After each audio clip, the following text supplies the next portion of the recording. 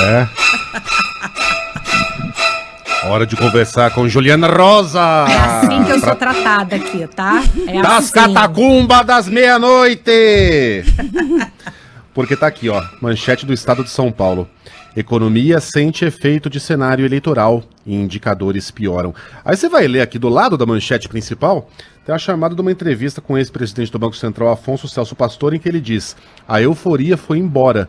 Para 2022 a perspectiva é muito ruim. O Pastore diz que o populismo eleitoral do Bolsonaro está retratado na alta de preços, na piora de indicadores, a euforia acabou e a desaceleração do PIB em 2022 já está dada.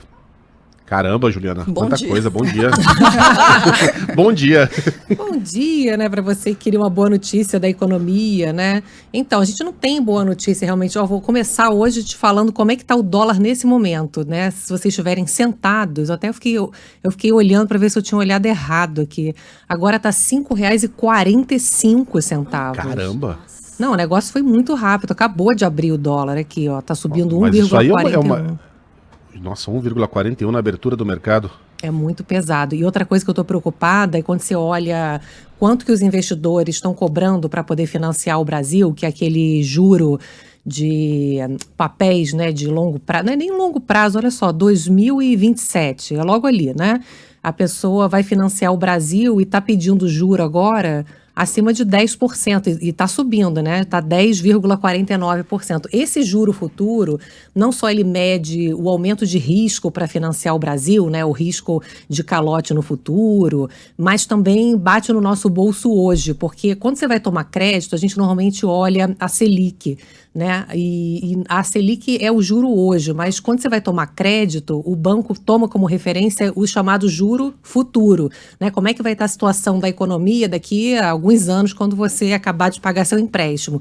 E aí é a partir desse termômetro que ele sabe qual é o risco, por exemplo, de você perder o emprego até lá, de você de você não pagar, né? Da inadimplência subir. Então a gente está percebendo claramente aqui nesses termômetros de risco, mesmo que, né, você que está ouvindo a gente, você não investe em dólar, enfim, né, não vai comprar título da dívida do Brasil, então parece que o mercado financeiro é um mundo à parte, mas é que é o termômetro mais rápido de risco para a gente.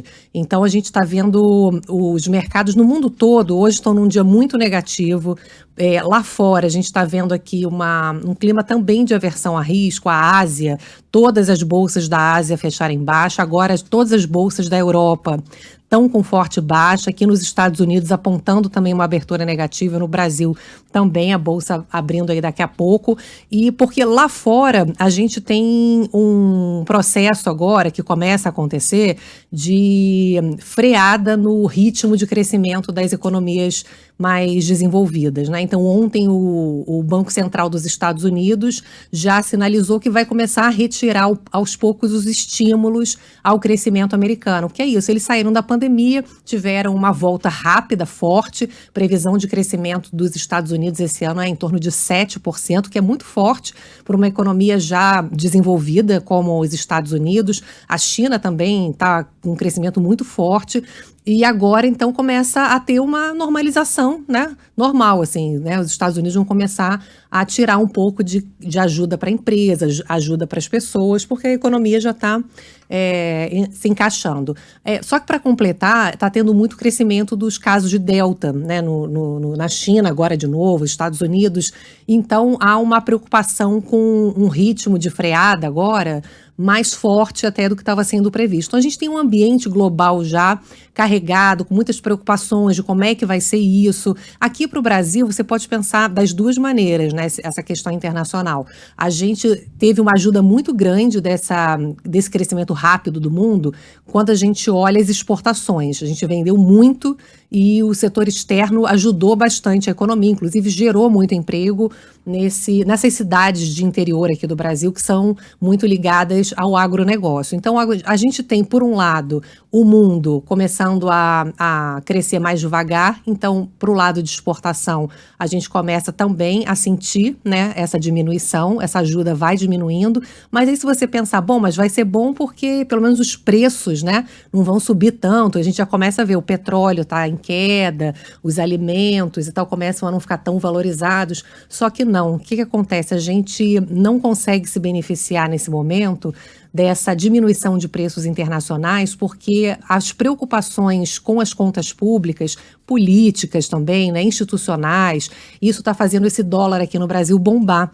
Então, o que acontece? Vamos supor, o petróleo, ele cai de preço, mas como ele é cotado em dólar e o dólar sobe no Brasil, a gente não é beneficiado por essa redução de preços internacionais. Aqui no Brasil, o Megali continua, Carlinha e Sheila, aquela discussão de o populismo, da preocupação do populismo e de aumentar a Bolsa Família, de cumprir as promessas de campanha, que foi aumentar a faixa de isenção para pagamento de imposto de renda, né, e tal, só que sem as escolhas corretas para ajudar os mais vulneráveis e não gastar mais com aquelas emendas parlamentares, obras públicas, aumentar o fundo eleitoral e tal. Então, tem uma preocupação grande com a irresponsabilidade do manejo das contas públicas. O parcelamento dos precatórios é visto por muita gente como um calote, e isso deve passar, tá, na Câmara, porque o que os analistas estão me dizendo é que se não parcelar o precatório, que na prática, né, você deixa de cumprir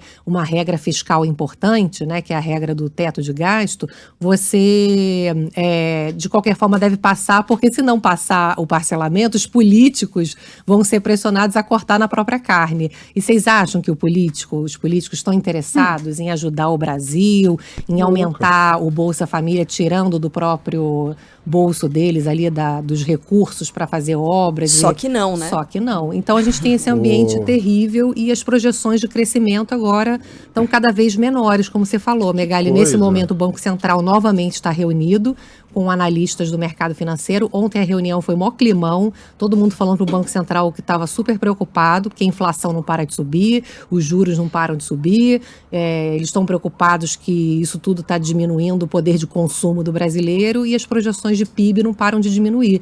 Hoje o clima é o mesmo e realmente o negócio está difícil, viu? Fica a impressão, agora os estímulos dos Estados Unidos vieram e foram embora. A onda das commodities alimentada pela China já está passando. Isso. A impressão que a onda boa veio e a gente não surfou. Exatamente. Não soube aproveitar, né, o tempo para fazer as escolhas certas aqui dentro do Brasil, né? Você já viu aquela frase, né, que fala que quando a maré baixa é que dá para ver quem tá pelado, não tá, né? Quando a maré tava alta, parecia que tava tudo bem, né? Só que agora a maré baixou do mundo, né? Agora a gente tá com aquele bumbum roxo a gente tá exposto. pelado. Juliana Rosa, mensageira do Apocalipse, a melhor cobertura das piores notícias. Gente, legal, mas, obrigado, cara, Lilian Sapucaí. É triste demais isso. Que mandou a mensagem. Não, ó, pensa pelo lado positivo. A melhor cobertura das piores notícias. Exato. Uma mensagem que lindo. Ô, Luiz Megali, a entonação... A notícia é o que é. A entonação não é essa, não, do Correio Deselegante. Não. Juliana Rosa. Não, da Ju é diferente, Juliana Rosa. Ju, vai embora, tá atrasada. Beijo. Vou correr. Beijo, Ju.